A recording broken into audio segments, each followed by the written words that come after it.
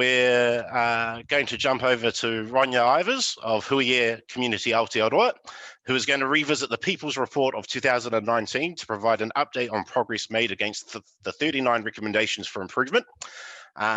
So, tēnei te mihi kia koe, Ronja, kei a koe te wā. Kia ora I te whānau. Nā mihi nui ki a koutou, ki o mihi Corbin, ki o kōrero, kei aku nei, kei aku rahi, kei aku rangataha maha, tēnā koutou katoa.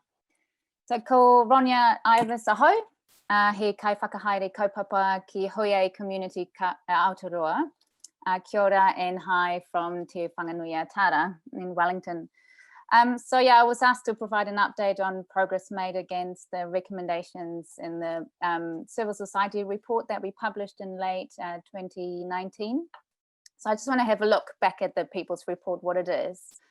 So the report is an alternate report on progress, covering 17 goal-specific reports. We had one extra report on youth, that was written by more than 20 New Zealanders from different organizations, and we also ran a survey of nearly 200 organizations.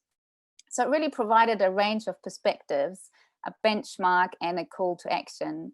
And it demonstrated quite specifically that NGOs and others in civil society are driving action and advocacy in all areas encompassed by the SDGs, and while not necessarily explicitly linked to the SDGs. But also there's still persistent inequality, and we're dealing with a major loss of New Zealand biodiversity and marine life and pollution of freshwater resources, something that Gero mentioned as well. And the poorer outcomes for Māori, demonstrating the effects of many years of neglect and post-colonial racism. It also demonstrated inconsistent engagement between government and civil society, and a real lack of collaborative planning and sustainable funding and resourcing. So together we came up with 39 recommendations across 3 broad areas.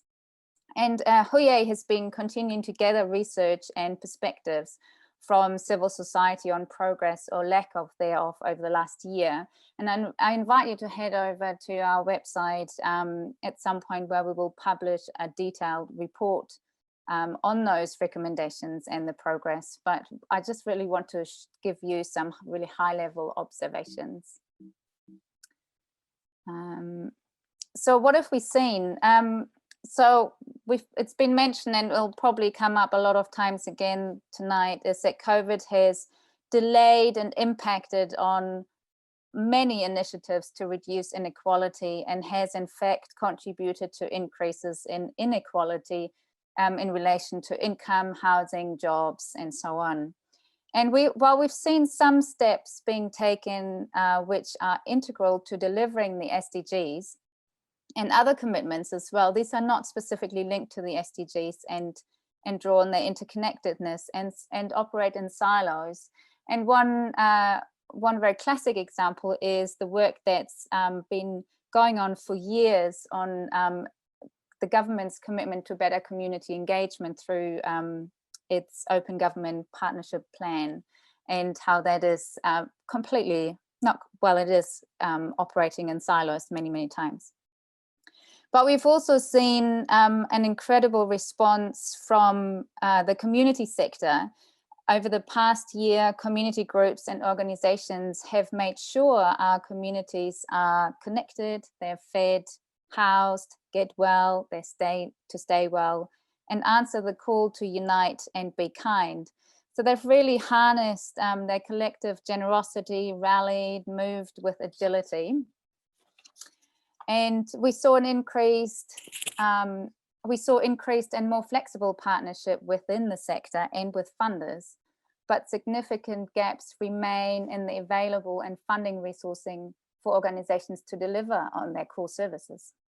We've also seen an increase in government funding available to support specifically marginalized groups, but we know that many of those groups aren't in fact able to access that funding, and often that's because they are very busy, small community groups in their local communities. They just don't have the capacity or the capability apply for funding in the first place. So what we haven't seen is a coherent and integrated strategy to support those most disadvantaged. And we haven't seen a significant reduction in structural disadvantages faced by Māori, Pacific and ethnic communities and people with disabilities.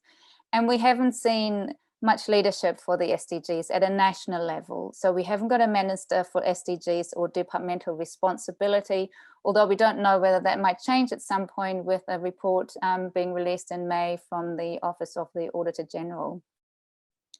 But while we've seen some organizations, businesses and regions who we hear from later tonight have adopted the SDGs, there's no joined up approach or national coherence. So what do we want to see? We've all taken learnings from COVID, and I think each sector has their own learnings. As a nation, we have learnings. So can we make sure that we learn from those lessons? We all know that we can't afford going back to standard practices and business as usual, and the SDGs and the transformative elements of the SDG, of the 2030 agenda, give us a plan to do just that. We want to see more meaningful participation and collaboration, especially with Māori and wider civil society in achieving a more fairer and more sustainable Aotearoa. This also means that a well-resourced, connected and valued community sector so that they can really get on with their mahi. And that's work that Hui E has been leading over the last few months, and really invite people to jump on that waka. We want to see a national and coherent framework or plan that's formally linked with the SDGs and a focus on leaving no one behind. And again, what Gerald was saying earlier, it's not an either or, it can be an and.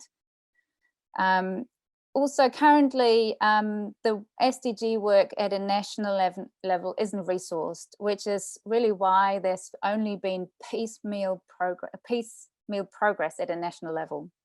So we think that an SDG alliance could put some structure to it. And I will have more time later to talk about this idea of an SDG alliance and its kaupapa. But essentially, it would be a platform to build bridges, bring visibility, build momentum, and influence policy changes through an integrated lens. So kia ora, over to you. Kei a koe, Corbin.